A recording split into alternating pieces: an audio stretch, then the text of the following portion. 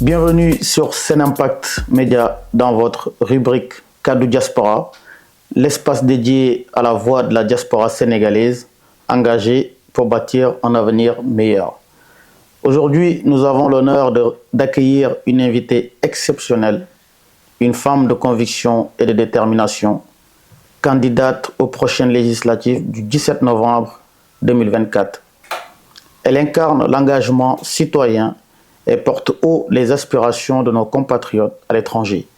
Madame Fatou Diop Cissé, bonjour. Bonjour cher Jean-Louis, bonjour peuple du Sénégal vivant dans le pays et dans la diaspora. Je te remercie mon cher Jean-Louis. Pouvez-vous nous parler de votre parcours et de ce qui vous a motivé à vous engager en politique avec PASTEF? Alors moi avant tout, je suis une citoyenne engagée. Je suis arrivée en France dans le cadre de mes études et depuis, je suis installée étant épouse, mère de 2 enfants.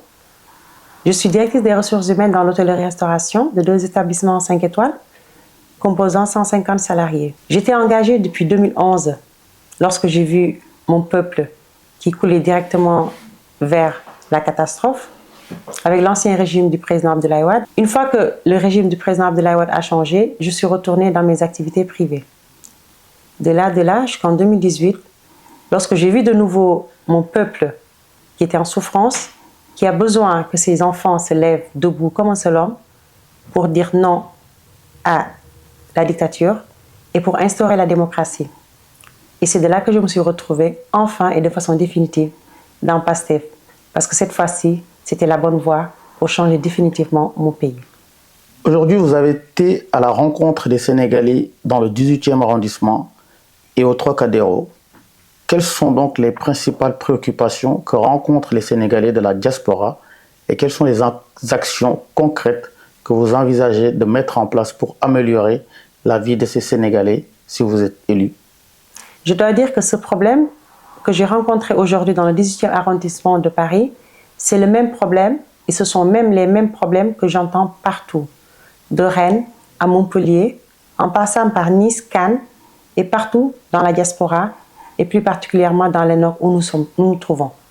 Ces problèmes sont d'ordre problématique de 2 niveaux. D'abord au sein de la diaspora, ils retrouvent des problèmes administratifs, c'est-à-dire tout ce qui regarde l'état civil, nos chers frères Modou Modou qu'on a vu aujourd'hui au Trocadéro, les problèmes des démarches administratives, les sans-papiers, nos frères étudiants, lorsqu'ils arrivent, ils ont des problèmes de logement. Certains, ils ont des bourses qu'aujourd'hui, ils n'arrivent pas à les récupérer. Et enfin, lorsqu'on souhaite rentrer au pays, à ce jour, on rencontre des difficultés, car on ne sait pas quelle voie adopter pour rentrer, investir, quelle voie adopter pour tout ce qui touche l'investissement, si on a envie d'investir dans notre pays, mais aussi un gros problème majeur qui est le rapatriement des dépouilles de nos concitoyens. Et puis, parmi tant d'autres, les associations, ils se plaignent qu'ils ont des difficultés de trouver des salles pour se retrouver, pour tout simplement parler entre Sénégalais, mais aussi essayer de nous aider les courses de soutien scolaire qu'ils font pour nos enfants, ou la plupart des Sénégalais, comme on le sait, on est un peuple à 95% de musulmans, ils font leurs cours pour apprendre notre religion. Donc c'est très très difficile à ce jour. Mais tout cela en fait, comme je dis à tout le monde, ce ne sont pas des problématiques majeures, même si on les rencontre aujourd'hui. On était en souffrance de ces solutions, tout simplement parce qu'on n'avait pas de volonté politique pour assister et écouter les Sénégalais. Quelles sont donc les solutions que vous proposez à ces problématiques? Alors ces problématiques sont simples. Tout d'abord d'ordre administratif.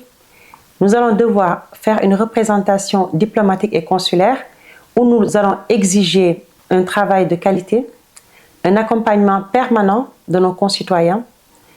Nous allons devoir renégocier certaines conventions qui nous permettent de revoir la possibilité de donner des logements à nos frères, les étudiants, mais aussi les problèmes des pensions. C'est des conventions qui seront adaptées bien évidemment à chaque pays pour voir comment faire le Sénégalais qui a travaillé dans le pays d'accueil, lorsqu'il prend sa retraite, puisse aller vivre au Sénégal et toucher sa retraite de façon digne. Mais également, l'accompagnement d'un guichet unique de nos frères qui veulent rentrer au Sénégal et investir. Récemment, il y a eu la Banque des Sénégalais de la diaspora qui a été mise en place. Il va falloir trouver ensemble, avec le secrétaire d'État des Sénégalais de l'extérieur, comment faire pour avoir une assurance, peut-être pour les rapatriements, ou bien au sein des consulats, dans l'assistance qui y aura, l'assistance sociale, comment faire en cas de dépouille d'un concitoyen, l'accompagner au pays. Il y a un guichet unique qui est mis en place, qui existait déjà, mais qui n'avait pas été développé comme il se devait. Ils sont en train de mettre en place ce guichet unique qui répondra à toutes les problématiques ou à tous les questionnements d'un Sénégalais qui veut rentrer au pays pour investir. Parmi les solutions envisagées au niveau de l'administration, il va falloir qu'on ait une représentation diplomatique et consulaire forte, mais de qualité, qui permettra un accompagnement tout au long de nos frères et sœurs, les étudiants, les sans-papiers, leur accompagner dans leur démarche administrative. Par exemple, nos étudiants, les logements, leur trouver du travail et aussi leur préparer au retour au pays une fois qu'ils ont terminé leurs études. L'autre problème que nous raconterons et que nous disent les Sénégalais, c'est la démarche au niveau des cartes d'identité, les passeports et les cartes consulaires. Ceci, la meilleure solution, on pense, c'est la dématérialisation et la digitalisation des délivrances des documents administratifs. Je vous ai dit tout à l'heure l'accompagnement des sans-papiers. Beaucoup de frères qu'on a vus à la Tour Eiffel tout à l'heure, tout ce qu'ils nous demandent, c'est juste d'avoir des possibilités d'obtenir un titre de séjour, même provisoire, de 1 an, qui leur permettent d'avoir leur pouvoir travailler. Et aussi, ils nous disent comment on pourrait faire de telle sorte qu'ils ne soient pas tout le temps poursuivis par les policiers alors qu'ils sont en train de vendre. Mais leur trouver un statut de commerçant, par exemple.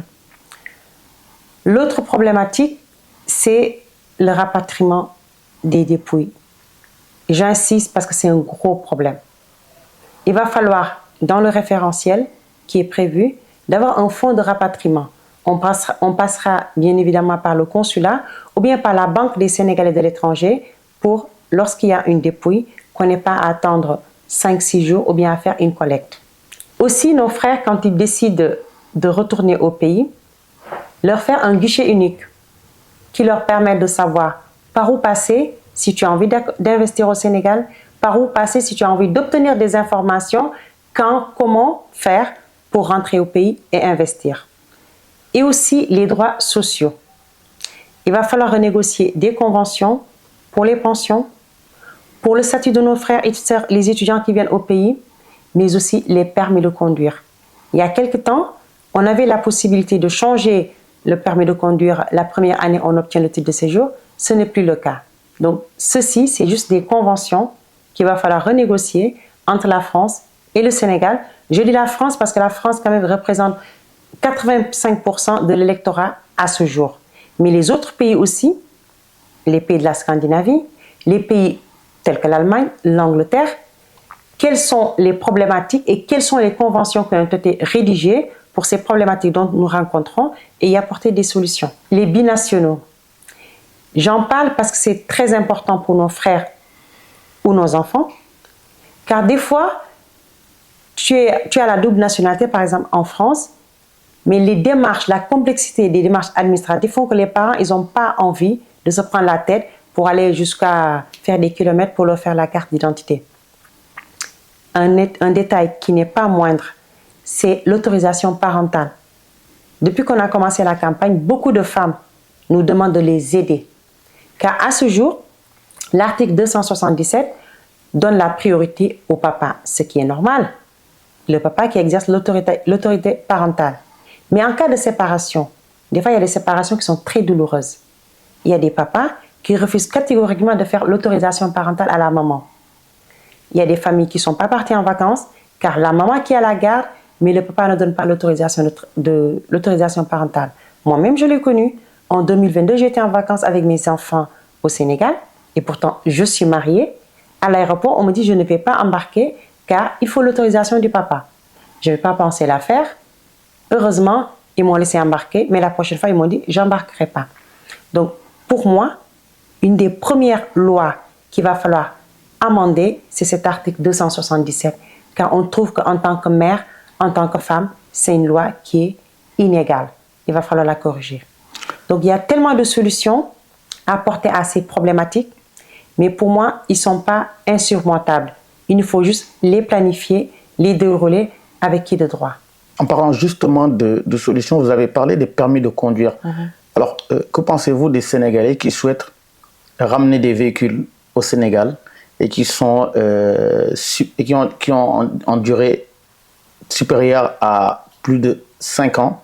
Aujourd'hui, beaucoup de Sénégalais que nous rencontrons souhaitent que cette durée soit augmentée à 8 ans. Est-ce que cela est compris également dans votre programme? Tout à fait. Et sans même commencer la campagne, j'en ai déjà discuté avec le secrétaire d'État des Sénégalais de l'extérieur, où je lui dis, le problème majeur des Sénégalais, c'est qu'ils disent 8 ans pour ramener un véhicule au Sénégal, c'est comme si c'est un véhicule neuf. Il va falloir augmenter la durée à 10, 12 ans. Ils ont déjà commencé à y travailler parce qu'il faut savoir que PASTEF, pendant longtemps, on était dans l'opposition. On a combattu, on a voulu défendre les problèmes des Sénégalais. Donc, les connaissant, aujourd'hui, on est juste sur la phase de les solutionner. Et donc, cette histoire des véhicules de plus de 8 ans, le ministre du Transport a demandé au secrétaire d'État de patienter le temps qu'on fasse un audit du parc automobilier existant au Sénégal. Car aujourd'hui, vous voyez, au Sénégal, il y a des véhicules qui sont bons qu'à la casse et qui circulent. Donc, il va falloir faire un nettoyage, un grand ménage de cela et après, nous proposer combien de durée on pourra, pour ces nouveaux véhicules qu'on pourra rapporter. Mais il y a aussi un nouveau problématique où on nous dit le dédouanement. Ils nous disent que c'est très élevé le taux de dédouanement qu'on nous demande aujourd'hui pour les véhicules de 8 ans. Et donc, ceux-ci font partie des solutions qu'on va leur apporter très récemment pour les véhicules à ramener au Sénégal de plus de 8 ans. Mais ce que je souhaiterais dire tout d'abord, là, c'est des problèmes qu'on vit dans la diaspora. Mais la décision qui a été prise par ce projet de PASTEF, les Patriotes, qui nous a porté à la magistrature suprême au 24 mars, c'est de faire un changement radical du système que nous vivons aujourd'hui. Et ce changement nous permettra d'abord d'avoir un peuple et un pays souverain. Au sein du Sénégal, comment développer notre économie, notre tissu social. Et une fois que ceci sera mis en place, je pense et j'en suis persuadée, on n'aura plus cette vague d'immigration. On n'aura plus nos jeunes qui voudront quitter le pays parce qu'ils sont désespérés. Le Sénégal sera développé, le tourisme sera développé, les Sénégalais vivant dans la diaspora auront la possibilité de rentrer au pays pour servir la patrie. Et j'en suis sûre, une fois que nous y arriverons, peu de Sénégalais auront l'envie d'aller vivre à l'étranger. Néanmoins, et comme on le sait, chaque pays a besoin de ses enfants qui vont à l'étranger pour un choix personnel, un choix d'études, un choix d'immigration. Et cela, il va falloir qu'on les accompagne. Le député, le consul, l'ambassadeur et le secrétaire d'État des Sénégalais de l'extérieur. Parce que chaque Sénégalais, s'il a envie d'aller vivre dans n'importe quel pays du monde, il faudrait que le pays hôte nous respecte par notre dignité. Il n'est plus question qu'un Sénégalais qui vient ici pour ses études se retrouve dans la rue, qui n'a pas de logement, ou bien qui vient dans la diaspora pour vivre en famille et qui ait des problèmes administratifs ou qu'il est mal accueilli dans le pays d'hôte. Donc ceci passera par des discussions claires d'État à État. Certains pays, quand ils arrivent par exemple dans la France où nous sommes, ils sont traités, accueillis comme il se doit. Nous, on est laissés de côté. Pourquoi? Parce que juste on n'est pas accompagné par nos gouvernements. Ceci sera mis au fin. Donc tout ça pour vous expliquer, Jean-Louis, la priorité c'est d'avoir un Sénégal souverain, digne, où on nous respectera dans le Sénégal, mais à l'extérieur du Sénégal. Et une fois que ceci sera mis en place, j'en suis sûr et certain, toutes ces problématiques qu'on a rencontrées depuis qu'on a commencé la campagne, nous n'y serons plus, car la dignité du Sénégalais sera dans le pays et à l'extérieur du pays. Merci pour ces réponses. Le 17 novembre 2024 se tiendront les élections législatives. Pourquoi pensez-vous que ces élections sont cruciales pour l'avenir du Sénégal? Elles sont cruciales pour la simple et bonne raison, il y aura un avant et un après 2024. Le Sénégal d'avant les élections du 24 mars ne seront plus les mêmes. Pourquoi? Nous avons un nouveau régime, complètement différent de ce qui se passait avant, qui réclame sa souveraineté, qui veut un Sénégal d'abord, Sénégal first. Et donc pour cela, une fois qu'on a obtenu la majorité depuis le 24 mars, les Sénégalais ont confiance en nous, ont confiance en ce projet parce qu'ils se retrouvent à nous, d'abord avec des mains propres. C'est la première fois que vous voyez une élection qui se passe où le régime ne touche pas un centime du peuple. Et ça, c'est gage de confiance du peuple sénégalais. Et raison pour laquelle les Sénégalais vont nous accompagner le 17 novembre en nous donnant la majorité au sein de l'Assemblée nationale pour deux choses. Rétablir l'injustice qu'on a connue, car il faut savoir que nous avons passé 3 ans où il y a eu des morts. Un seul mort d'un Sénégalais qui réclame la démocratie et la justice mérite la justice. Surtout, on parle de 80 voire 100 morts. Ces gens-là, ils vont être rétablis dans leurs droits. Leurs parents qui actuellement sont en train de leur pleurer, nous allons rétablir l'injustice. Nous allons aussi annuler la loi d'amnistie qui n'a pas lieu d'être. Tous ceux qui ont eu à gérer de façon injuste, qui ont abusé de nos biens publics, vont devoir répondre. Et ceci ne passera que par l'Assemblée nationale. Donc les Sénégalais ont soif de la justice, ont soif de rétablir ce qu'on a connu dans le passé. Ceci passera par l'Assemblée nationale. Et en plus, les Sénégalais ont de l'espoir. Et l'espoir va être nourri par des nouvelles lois qu'on va voter à l'Assemblée nationale qui vont rétablir complètement la vie des Sénégalais, de telle sorte que d'ici 5 ans, 10 ans, 20 ans, tout nouveau régime qui viendra ne pourra plus déconstruire, mais il va juste pouvoir rajouter à ce qui existe. Pour avoir cette assemblée de rupture, il faut également avoir la majorité. Quel message souhaitez-vous donc adresser aux électeurs de la diaspora? La diaspora qui a joué un rôle extraordinaire dans ce qui s'est passé jusqu'ici, dans la lutte contre l'injustice, mais dans aussi le besoin de rétablir la démocratie dans notre pays. Il faut savoir, un Sénégalais de la diaspora, ce n'est pas de l'influence qu'il a, mais il a de l'écoute dans le peuple qui est sur place. Donc moi-même, je peux faire voter 10 personnes. Donc tous ces gens de la diaspora, même si nous sommes 300 000 électeurs, on peut faire basculer la tendance comme on l'a fait le 24 mars. Donc les attentes sont, la diaspora va voter et faire voter. Et nous allons demander aux Sénégalais, et nous le réclamons, de nous donner cette majorité-là. Et une fois qu'ils nous ont donné la majorité, on leur demande juste d'être sur le regard, d'observer et de voir ce qu'on leur a promis, si nous y croyons, si nous sommes capables de les mettre en place et où nous allons mener ce Sénégal-là. Et j'en suis sûre, c'est nous qui voudrons partir, mais le peuple sénégalais ne voudra plus jamais laisser partir ce nouveau régime-là, parce que ce sera l'espoir tant rêvé, non seulement pour le Sénégal, mais pour l'Afrique.